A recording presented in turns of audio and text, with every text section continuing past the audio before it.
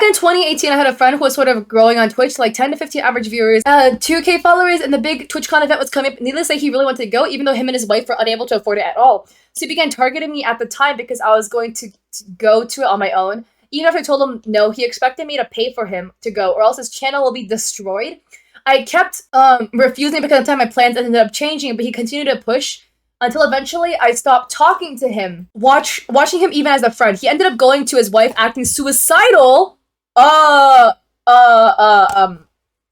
the fuck? Until she ended up getting a loan from a friend to pay for him to go alone.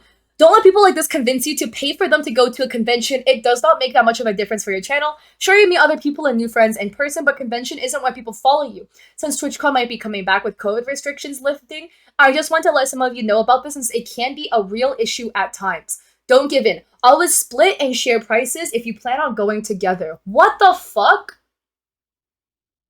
What the fuck?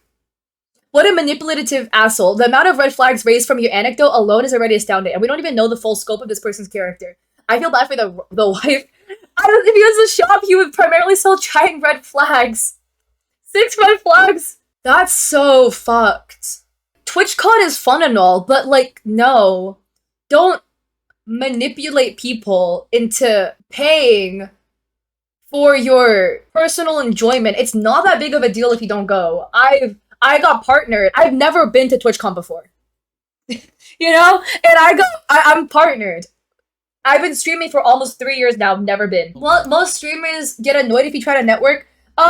Just a network, basically. Just a network. Like, TwitchCon is one massive networking event, but I heard that TwitchCon is fun, but it's not like very notable unless you're partnered, because then you get into the partner party things. Oh, okay. And it's just the fucking like network fest apparently. I don't know, that's what I heard.